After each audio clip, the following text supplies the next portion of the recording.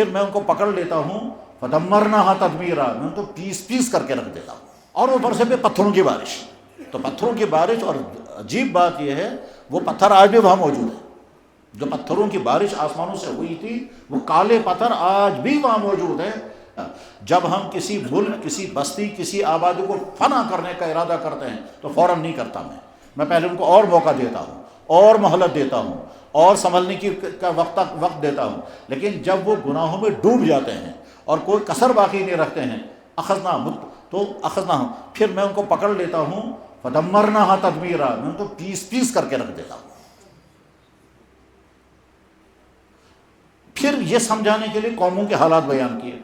قوم نوح کے حالات، قوم عمود صالح کے حالات، قوم لوط کے حالات، قوم حلود کے حالات بیان کرتے ہوئے کہا میں نے اپنا نبی بھیجا، ان کو کہا یہ جرم چھوڑو، اس جرم سے پرہیز کرو، انہوں نے نہیں مانا، اور اس کے بعد پھر نے کہا فجعلنا عالیہا سافلہا، مکروہ شریف تعلق پہ۔ چنانچہ حضرت جبریل علیہ الصلوۃ والسلام آئے، قوم لوط کا سارا ملک اٹھایا اور اٹھا کر کے آسمان سے نیچے الٹ کر پٹک دیا، بالکل ایسے جیسے آپ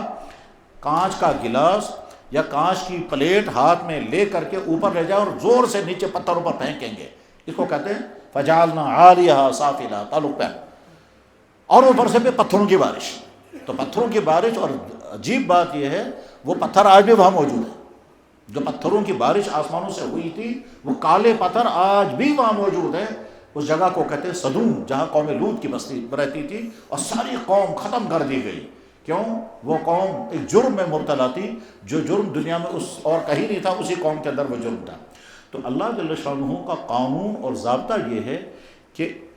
نیکی کرنے پر حیات طیبہ عطا کرتے ہیں، جرم کرنے پر پہلے موقع دیتے ہیں، وقفہ دیتے ہیں، انتظار کراتے ہیں، اور سوچتے ہیں کہ ابھی آج نہیں تو کل سدھریں گے، یہ فرد ہوگا تب بھی ایسا، پوری قوم ہوگی تب بھی ایسا، کہ ابھی موقع دیں گے ان کو۔ یہ موقع کبھی سال ہا سال چلتا رہتا ہے،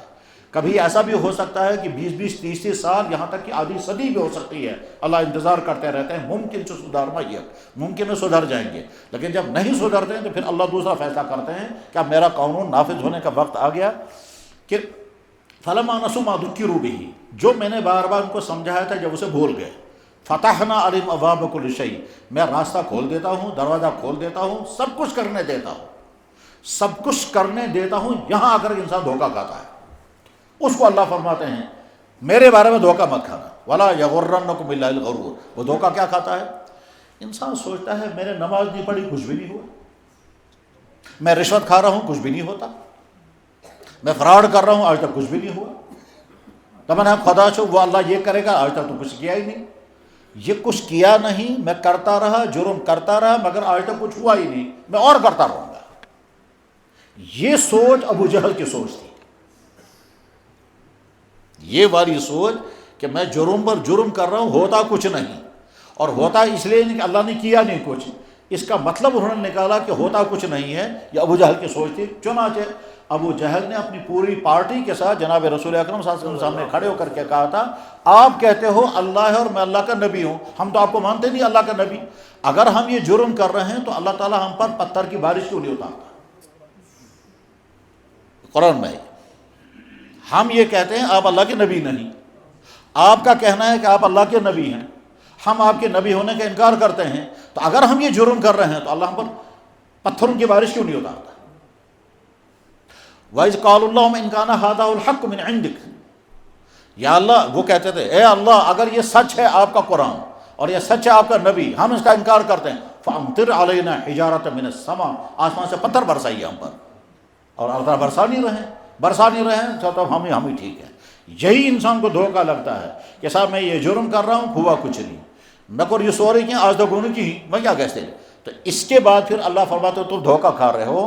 میرے چپ بیٹھنے کو، میرے انتظار کرنے کو تم نے غلط معنی لیے، اور تم اور زیادہ مست ہو رہے ہو، اور جب تمہیں پھر ساتھ میں وَلَا تَحْسَبَنَّ اللَّهَ، یہ مت سمجھنا اللہ تعالیٰ کو پتہ ہی نہیں ہے کون کیا کر رہا ہے، اللہ کو علم ہی نہیں ہے کون ظالم کیا کر رہا ہے، وَلَا تَحْسَبَنَّ اللَّهَ غَافِلًا عَمَّا يَعْمَلُ الظَّالِمُونَ، ظلم کرنے والے جو بھی ظلم کر رہے ہیں، چاہے اپنی ذات پر، چاہے اپنی بھائی پر، چاہے قوم پر، چاہے افراد پر، جو جہاں جس طرح سے ظلم کر رہا ہے، کرسی پر بیٹھ کر، سڑک میں کھڑے ہو کر، دکان پر بیٹھ کر، دفتر میں، جو جہاں جو ظلم کر رہا ہے، ولا تحسبن اللہ غافلا، اللہ کو یہ مت سمجھنا اللہ غافل ہے اما یعمل الظالمون، جو آدمی جہاں جہاں جو ظلم کر رہا ہے، انما یؤخرہم، میں تھوڑے وقفہ دیتا ہوں، مہلت دیتا ہوں، اس مہلت کا آخری دن ہوگا پھر قیامت۔ لیکن دنیا میں یہ اللہ کا قانون اب قوموں پر فٹ کیا گیا تو ہر جگہ قوموں کا یہی حال ہوتا رہا ہے۔ میں 2-3 مثالیں عرض کر کے پھر اگلی بات عرض کروں گا۔ قرآن کریم میں بے شمار قوموں کے حالات بیان کیے گئے، ان کی خرابیاں بیان کی گئی، پھر ان پر نازل ہونے والی سزا بیان کی گئی۔ ایک اعتبار سے دیکھیں گے وہ گویا پچھلی قوموں کی تاریخ ہے۔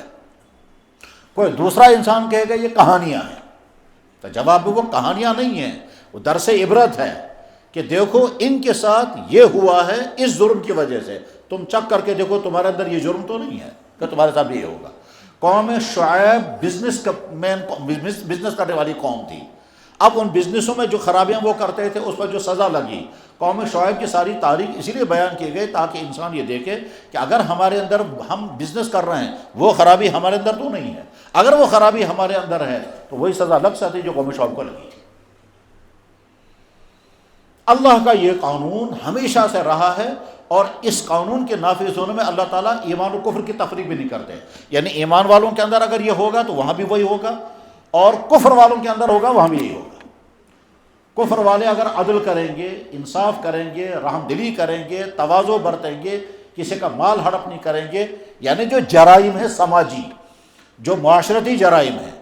ان معاشرتی جرائم میں وہ بالکل پاک صاف ہوں گے، لیکن مشرک ہوں گے، کافر ہوں گے۔ تو اللہ تعالیٰ ایک طرف سے تم کافر ہو، میرا انکار کرتے ہو، شرک کرتے ہو، بتوں کے سامنے جھکتے ہو، لیکن ادھر سے تمہاری زندگی کے اندر یہ خوبی ہے، اس خوبی کی بنا پر میں تمہیں سزا نہیں دوں گا۔ ہاں تم کفر کر رہے ہو، میرے ساتھ میرے علاوہ کسی اور کو پوچھتے ہو، اس کی سزا تمہیں الگ لگے گی، لیکن یہ تمہارے اندر کوالٹی ہے۔ اور اگر تمہارے اندر ایک طرف سے وہ خرابی ہے، دوسری طرف سے یہ خرابی ہے، تو سزا تم کو بھی لگے گی۔